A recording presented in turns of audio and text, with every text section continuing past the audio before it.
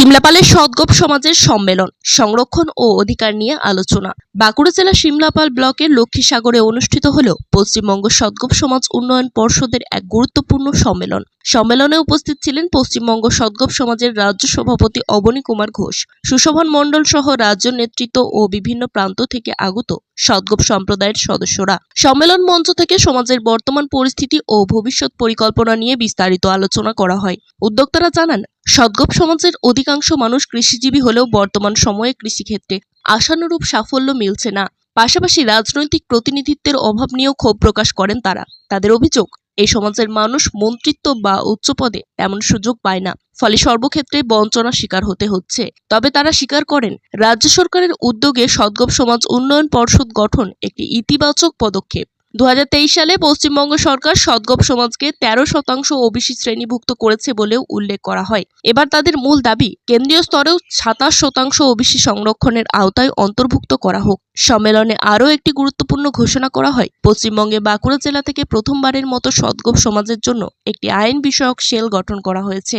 ভবিষ্যতে শিক্ষা ও স্বাস্থ্য সংক্রান্ত সেল তৈরি এবং যুব সমাজকে সংগঠিত করতে যুবসেনা গঠনের পরিকল্পনার কথাও জানানো হয়। সংগঠনের পক্ষ থেকে বার্তা দেওয়া হয়, সদ্গোপ সমাজ ঐক্যবদ্ধ হলে পারস্পরিক সহযোগিতার মাধ্যমে একটি শক্তিশালী ও স্বনির্ভর সমাজ গড়ে তোলা সম্ভব।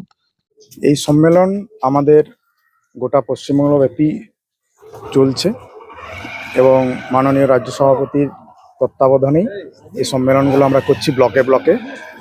এই সম্মেলনের উদ্দেশ্যই হচ্ছে আমাদের জাতি, আমাদের সদ্গোপ জাতিকে ঐক্যবদ্ধ করা এবং তাদেরকে জানানো, তারা অনেকেই এখনো সচেতন নয়, তারা ঐক্যবদ্ধ নন, তাদেরকে ঐক্যবদ্ধ করা এবং আমাদের যে সদ্গোপদের ওবিসি বি এবং কালচারাল বোর্ড সরকার দিয়েছেন, তার জন্য আমরা তাদেরকে অভিনন্দন জানাচ্ছি এবং সেটা আমাদের সমাজের মানুষকে জানাচ্ছি।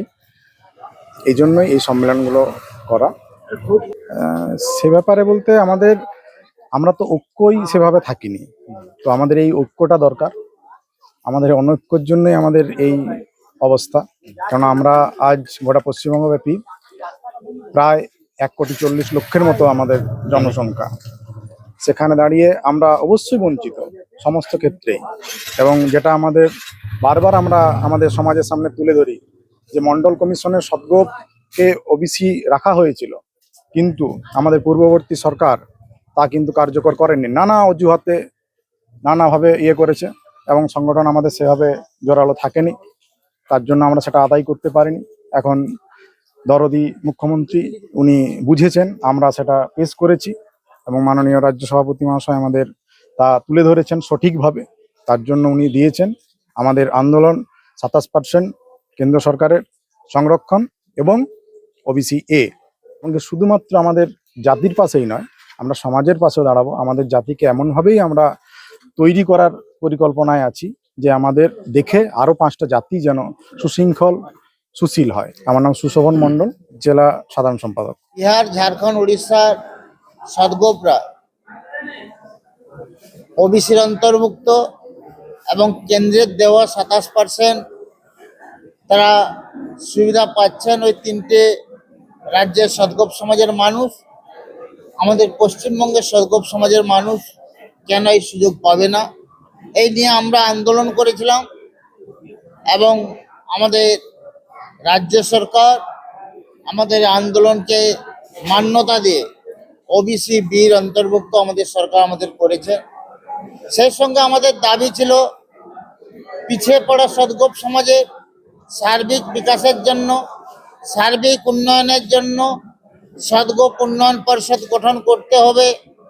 সেই দাবিও মেনে নিয়ে মহামান্য আমাদের যে সরকার, সেই সরকার এই নির্বাচন ঘোষণার 2 দিন আগে সদ্গোপ সমাজ ডেভেলপমেন্ট বোর্ড ঘোষণা করেছেন এবং আমাদের যে দাবি আছে কেন্দ্রের দেওয়া 27%, আমাদের বাংলার সদ্গোপ সমাজের মানুষ যাতে সেই সুবিধা পান তার ব্যবস্থা করা, সেই নিয়ে আমাদের আন্দোলন চলছে। আমরা বৃহত্তর আন্দোলনে যাব।